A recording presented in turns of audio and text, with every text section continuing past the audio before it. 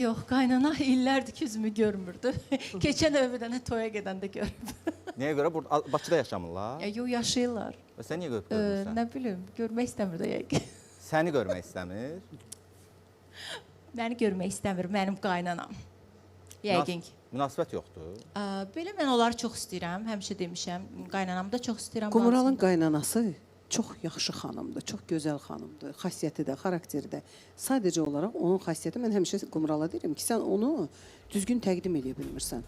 İndi başa düşürük də, hər xanımın, hər qadının, hər ananın xasiyyəti, xarakteri bir cürdür. Onun xasiyyəti ağırdır, nə bilim, belə çox şeylər istəmir, toplum istəmir. Bəlkə yeyib kiminsə evində Qumral sevir ki, qaynana gəlsin, bununla qalsın. Mən mehribançılıq sevirəm də, onun adı mehribançılıqdır. Deyir, mənlə qalsın qaynanam, o da deyir, qalmıram da, əl çək. Yəni, mən get-gəlişi sevirəm. Adamlar var, qaynananı istəmir. Deyir, gəldi, getdi, ay belə oldu, söz söhbət oldu. Amma Qumral deyir ki, mən istəyirəm qaynana ilə yaşam. Onda qaynana istəmir də səndən. Hə də. Yəqin. Belə bir şey görmüşdük ki, gəlin istəmir qaynana ilə yaşamaq. Qumralın şikayəti budur. Bax, bizim ikinci qızımız da elə 12 ildir qaynana ilə yaşayır. Yaşayır. Hə. Problem yoxdur ki, yoldaşın tək oğuldur. Bəli, tək oğuldur.